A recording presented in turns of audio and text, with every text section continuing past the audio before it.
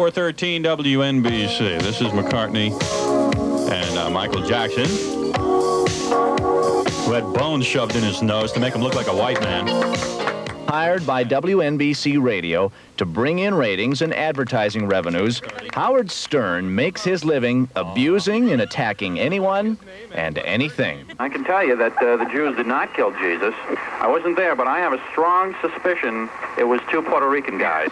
On a clear night, Stern's show can be heard all along the eastern seaboard, from Canada to Florida. Infectious sores on your face? In 18 months, Stern has captured his target audience, but the ratings tide seems to be turning against him.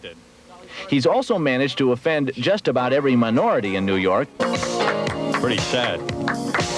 It's amazing what black people will do to look like white people. They shove bones in their nose and squeeze their eyelids. NBC. Stern recently launched an on-air search to find a black woman who would pass for white.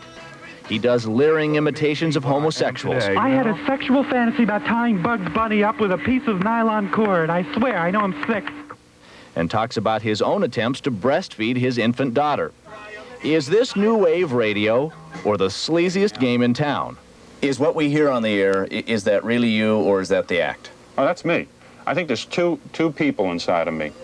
And I'm not saying I'm schizophrenic or anything, but when I get on the air, I just unleash everything I'm feeling. And when I get off the air, it's like I clam up inside. I hold everything in. But what you're hearing on the air is pretty much me. You think that's good or bad for radio? Oh, it's real good. I'm making radio interesting. Some people feel Howard is making radio dangerous. Lance Ringel from the National Gay Task Force is one of them. He was making some remarks about AIDS, in a back and forth with this character that made it sound like you could be in the same room with a gay person and catch AIDS. And back in May and June, people were dying as they're dying now. And there was a lot of hysteria that people believed this, that simply being around gay people meant you could catch AIDS. So it was not just unfunny, it was adding to dangerous misperceptions that people had, and that was the last straw. It's not just nameless, faceless targets. Howard will even use his own wife, Allison. What's your wife say to you when you come home at night and you've been saying she's 6 months pregnant and she's begging for sex? She thinks it's terrible because she thinks this is terrible. I said, well, I'm sorry, I can't control what I do when I get on the air. I can't control myself. I really cannot control myself. Howard, if your own wife says that about you, I don't care. How can you expect anybody else to understand you? Because I can't control myself. I'm out of control. I'm like Michael Jackson. I went on the air and I said, if there was ever a dream I had, my biggest dream was that they would elect me king of the world, and I would solve the crime problem by taking a gun, sticking up to criminals' ears, and blowing their damn brains out. What you would do, as soon as a guy was convicted for burglary or rape, he would come into my room, and I would take my gun, and I would shoot him in the ear and watch his brains splatter all over the place. Howard, do you ever shock yourself with things you say? Sometimes, yeah. Sometimes things come out of my mouth. I don't know where they're coming from. So who is this Howard Stern? Stern is 30 years old, born and raised in Roosevelt, Long Island. He's married to a psychotherapist named Allison, and together they have a 6-month-old daughter. Despite his 6-figure income, Stern still rides the subway to work. I'm really insecure. About what? Well, I'm always afraid I'm going to lose my job because of the type of radio show I do, and I got a wife and a kid now. I'm insecure as hell. Except when he's on the radio. All right, blank-a-doodle-doo. How would you fill that in? Well, you must have job security. What is your answer? Cock-a-doodle-doo. Cock-a-doodle-doo. All right, that's a good answer. How you doing there, Michael Jackson? I had no women. A doodle-doo. No women, a dude will do. That's very funny. Of course, it's not a match. Every afternoon from 4 to 8, he and his cohorts outrage their way through 4 hours of talk with just enough music to keep management happy. Each week, some 900,000 people tune into Stern. WNBC 545. Stern would be just another obnoxious loudmouth if it weren't for the fact that he has a genuine comedic talent. Some call him the cutting edge of comedy.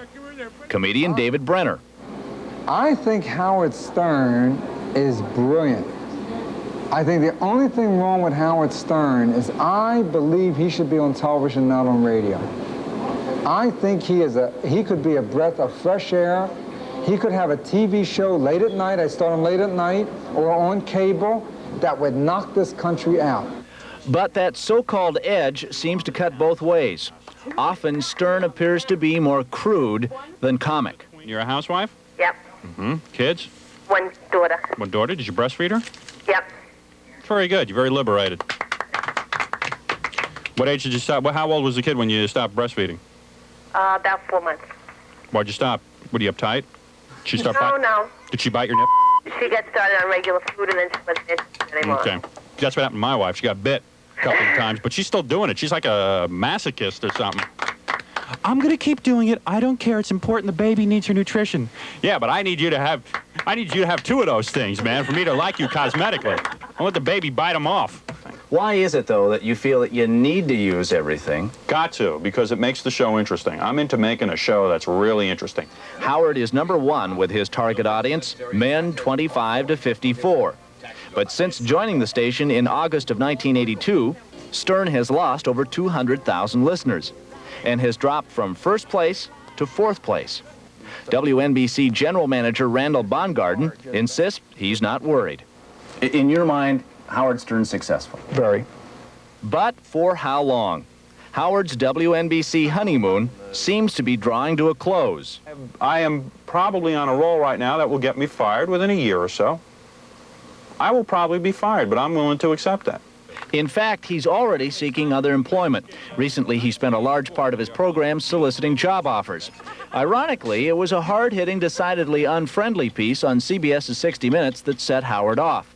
WNBC management prevented Howard from defending himself in that piece. Why? Because they're afraid. I'm not afraid of anybody. It was a decision made by NBC radio management. Which would be you? Certainly. Okay, why? That's really not something I can talk about. No, I'm not Jewish. All right, what are you? Protestant.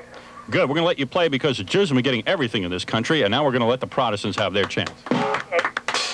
You see, if you make ethnic groups, as long as you make fun of everybody and you have a good time with it and they know you're not really, you can tell a racist from a guy who's having fun. But you know what? There are racists who listen to you. They're out there, they're saying, go get him, Howard. Well, go get him, Howard. Stupid people. That's who you're playing to, Well, Howard. who cares? Those are the people that you're fostering. That's fine. I mean, whoever wants to listen can listen and interpret it their own way. I just got to do my own thing. Then you have to talk about responsibility. I have no responsibility. The only responsibility I have is to make people happy, have fun on the radio, and make them listen and laugh. That's my responsibility. Because of certain indiscreet remarks by Don Imus and Howard Stern, WNBC Radio apologizes to the following: the National Organization for Women, the New York chapter of Hadassah, Governor Cuomo, the New York... While WNBC management playfully apologizes for Stern in their advertising, they continue to air his program despite his own admission. The truth of the matter is that I have no regrets about anything I say on the air.